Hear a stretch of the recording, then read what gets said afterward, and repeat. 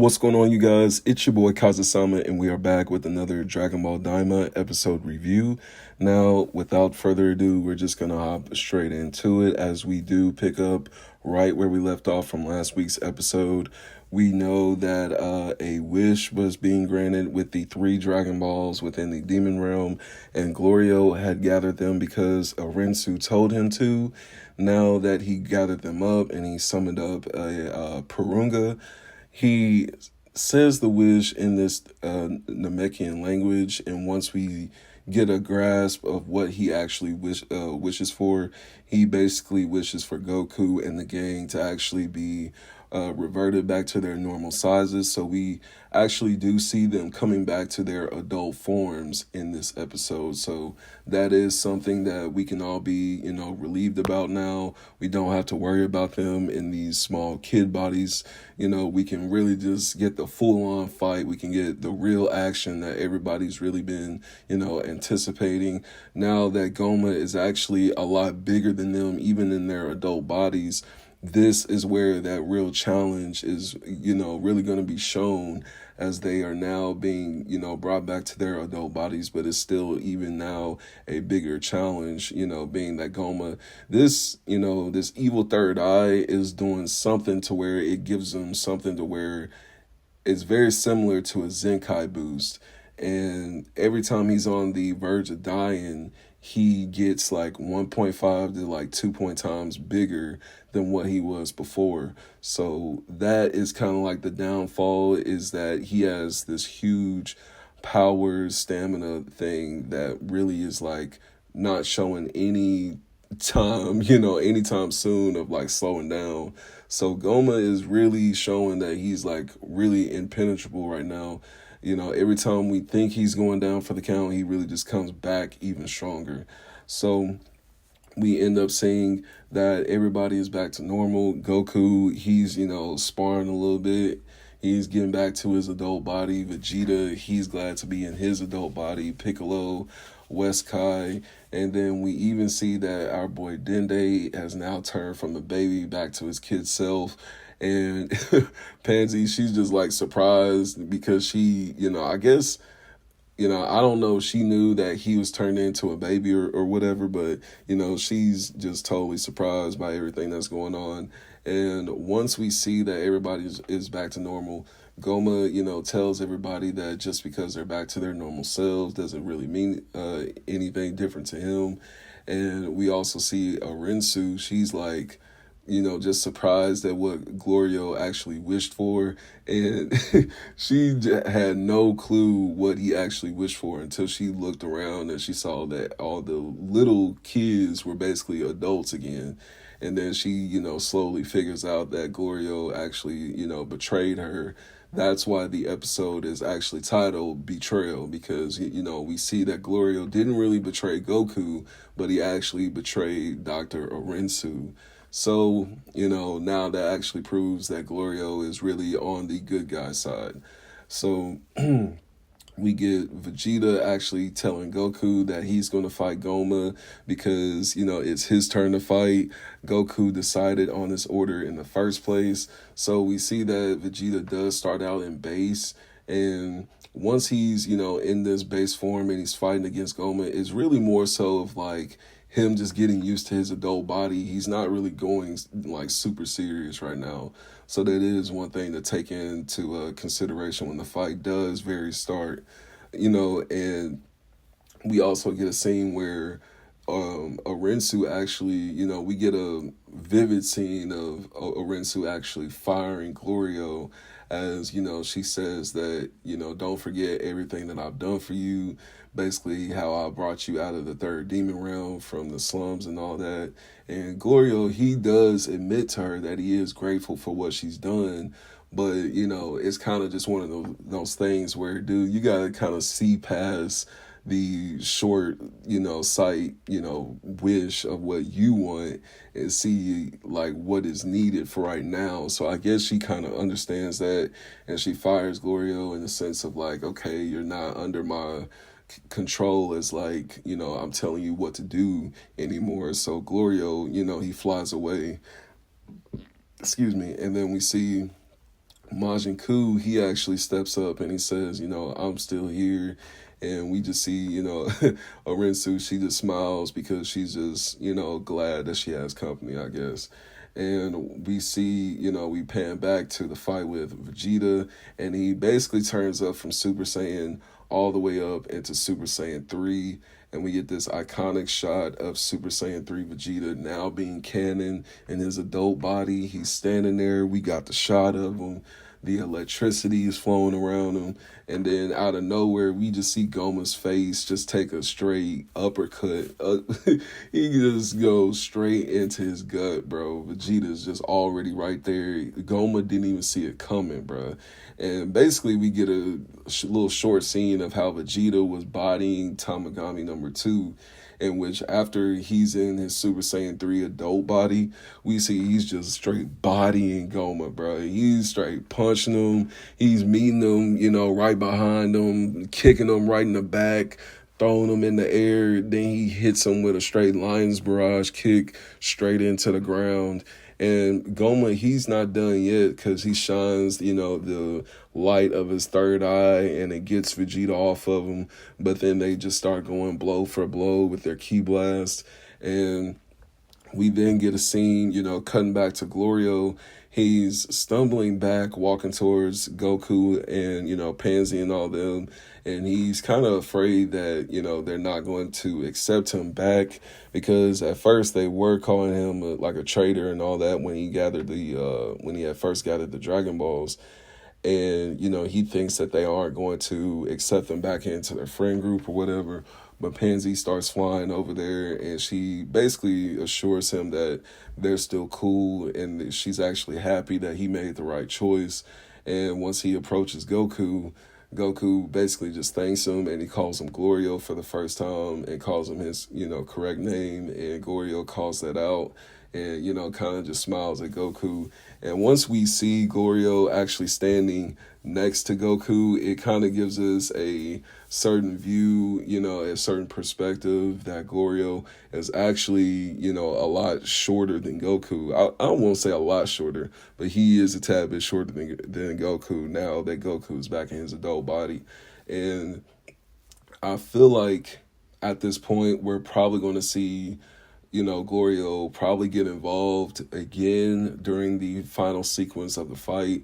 Are we going to see Goku and Vegeta fuse, and then we're going to see Glorio either use another transformation, or, could Dr. Arinsu power up Glorio or something like that? That could probably be a very interesting scene if Dr. Arinsu kind of gives Glorio like a power up to where he can be more effective alongside the fusion.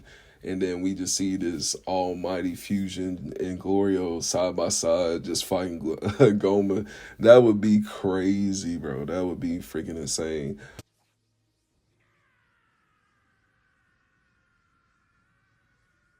But we do pan back to Super Saiyan 3 Vegeta actually continuing the fight with Goma, and he basically bodies Goma all the way through the platform, all the way through the ground of the platform that Goma had built. And it is kind of like this reminiscent scene of when Broly was punching Vegeta and Goku through those mountains in the Super Broly movie. And we get these just spectacular scenes of Vegeta straight bodying Goma through the ground, and he basically blasts him through the bottom of the platform. And we see this magnificent scene of Vegeta getting his hands closed in, and he's preparing this final flash attack. And we see the aura and the power of this final flash attack is very different than what we are used to seeing. We see just this, gash of, electric power gathering together, and it has this rainbow hues going through it. And once he blasted at Goma, we see that his blast and Goma's blast are, doing the key beam struggle. And it looks small in this picture, but Vegeta's blast actually ends up, just straight collapsing Goma's blast, and he straight blows Goma straight through the ground of the platform, and he actually blows him straight into the sky, and we just see kind of like this lightning explosion amongst the clouds, and then we just get this, fantastic scene of Super Saiyan 3 Vegeta just standing there posing, and once we see that Goma actually descends out of the sky, he's like a tad bit bigger than what he was before, just like I was saying, with these little Zenkai boots with his third eye. And we see he appears right behind Vegeta with this just overwhelming speed that he has now. Even though he's big as hell, for some reason he's still fast as shit. So he appears right behind Vegeta within a split second, and before Vegeta could really even completely turn around, he can only get his hands up, crossed up position, guarding himself as Goma was already throwing a punch at him. And at this point, we see that Goku, he notices that Vegeta is not going to last that long in his Super Saiyan 3 form. And, even Piccolo points that out. And once we see that Goku and Piccolo are thinking about a plan, we then see that Dr. Arinsu is thinking about, the fact that the third eye can actually be removed from the forehead of the controller, because a Boar used to do it at will back in the day when he had it. So she basically thinks about the spell book that she has, and she tells Majin Buu to go retrieve the spell book. And once he brings it back, a few scenes later, he then uses his speed to speed through the pages, bro. He literally speeds through all these pages within the book, and he turns to just the right page where the spell is needed, or the secret was where she knows, to get rid of the third eye. And, once we see that really, envelops, we see that Vegeta is then knocked out of his base form, or I should say he's knocked out of Super Saiyan 3 into his base form. And, he's still putting up, kind of like a defensive type of fight against Goma, and he's, really just stubborn, yelling out that he's not going to let anybody join in. He'll die before he lets anybody join into the fight with him. And we see that once she finds the spell to actually remove the third eye from Goma's head, she actually then meets up with Goku, Piccolo, and the rest of them, and she reveals to them that, okay, well, to get rid of the third eye, you're going to have to knock the eyeball out of Goma's head by hitting him 3 times consecutively behind the back of his head. So with that being said, Goku tells Piccolo about a plan that he has in mind, and, West Kai says, well, nobody's going to get involved because Vegeta's he's not going to let us. So then Bulma has to get up there, and she has to yell out to Vegeta while he's fighting Goma, and she tells Vegeta to stop being stupid and to let everybody join in and fight, or she's never going to take a bath with him again. And once Vegeta hears this, he straight flies all the way back down to Goku, and he says, fine, y'all can jump in. And then everybody, it's really like this kind of like small, short comedic scene where it's kind of like this like moment of like, okay, like, what the hell? Like, you know what I'm saying? Like, Vegeta's for the cheeks, man. He just doesn't let that side of him actually show like that. That's the thing about Vegeta. So then next thing we know, we see we see Goku fly up towards Goma, and he, gets in front of Goma. And once he gets in front of him, he starts to stretch, and he sees that Piccolo is in place. And once we see, he's done stretching, he goes into Super Saiyan, and he starts to basically flex all of the forms of Super Saiyan to Goma. And he goes from Super Saiyan to Super Saiyan 2. And once he goes into Super Saiyan 3, we see as he's powering up, all this electric aura and energy is just being shocked around the platform. And we see that once he goes into Super Saiyan 3, Hybis even says, these guys seem more like Majin. Now, that I feel like kind of ties in with the relation that we know that even Gohan has a tie, has some type of tie in to like, demon essence within him. So that could be that small relation that we're getting from Hybis's comment. Goma goes on to say, these transformations are meaningless, but then Goku is standing there in a Super Saiyan 3 form, and we see that Goku is flexing this transformation, but then he tells Goma, there's one more bonus.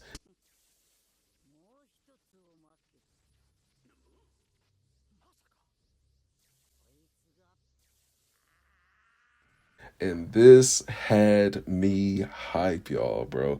Because once he says this, Vegeta's like, wait, it couldn't be. And once we see Goku turn back to his seed, he's like, this is, and he just starts powering up, dude. He starts powering up. All this aura and electric energy is just striking all around everybody. We see it striking, creating this storm around Goma. And we see that this is the first canon moment of where we see Super Saiyan 1, 2, 3, and now finally, as we see Goku powering up, we see his yelling into the oblivion. He's just straight screaming. It's very similar to that very scene when he was screaming in Super Saiyan 3 in the Janemba movie. And we see that once he goes from Super Saiyan 3, we see the emergence of the canon adult form of Super Saiyan 4 Goku. Now, this is the groundbreaking moment that we have been building up to in Dragon Ball Daima. This is what it was really trying to tell us. This is the moment.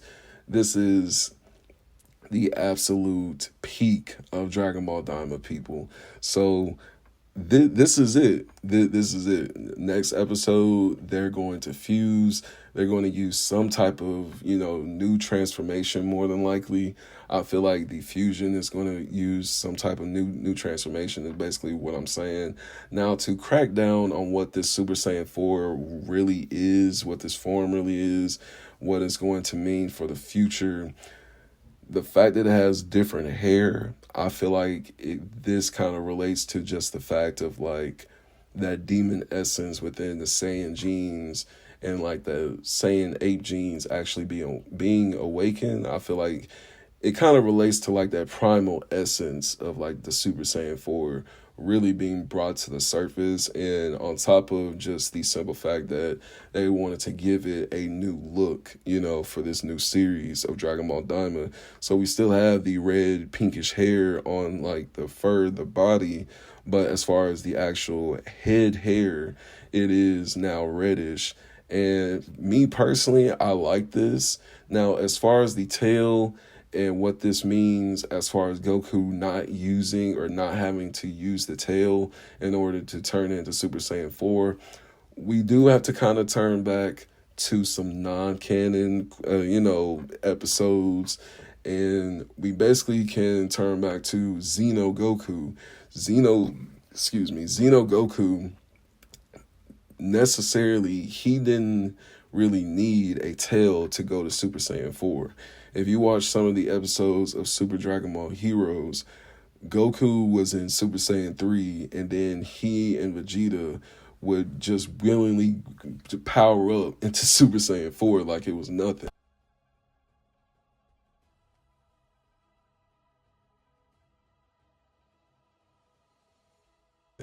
So I feel like this is kind of going down that route in the sense of they don't actually need their tails to use Super Saiyan 4. Now, you may be asking, why do we never see Super Saiyan 4 in Dragon Ball Super? That could just easily be on the sense that we haven't seen enough of Dragon Ball Super yet.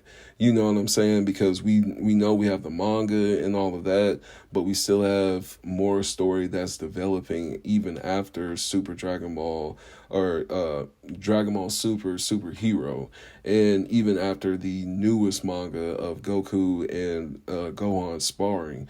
So there's still a whole lot to be uncovered within Dragon Ball, and I feel like we're going to eventually get down that road of Super Saiyan 4 being stacked with God Ki on top of it. And once we finally get to that point, I feel like that's when I feel like that point that I've been trying to make with these forms stacking on top of each other and eventually leading down that road, we are definitely going to, be working towards that in some type of sense within the future. When will that really be uncovered? I'm not too sure, but I definitely feel like it will be touched on, being that we're seeing this new connotation of Super Saiyan 4. Now that he's canon, they brought it into Dragon Ball. It's here. I don't care what any of y'all are saying. Dragon Ball Daima isn't canon. I don't like it. It's canon. It's here. We got it. Super Saiyan 1 through 4 has now been presented to us in Dragon Ball. It is now canon, dude. So this was just an amazing episode. We saw in the end episode clip. In the next episode, Goku is actually going to be fighting against Goma in a Super Saiyan 4 form. We didn't see too much more than that, but we can already tell that the next episode is going to be spectacular. Next episode is actually the last episode. So I'm looking forward to the fact that, it's going to be groundbreaking. It's going to break the internet again. Just expect another weekend of Dragon Ball Daima actually breaking the internet. It's going to happen again. I guarantee it. So we just got to get ready for this next episode. Are we going to see, Vegeta, Gogeta, or a new fusion? We don't know yet. So I hope you guys enjoyed this episode review. Let me know what you think and your theories down below, what you thought about this episode and what you think is going to happen. And I will see you guys in the next Dragon Ball content episode review. You guys take care and peace.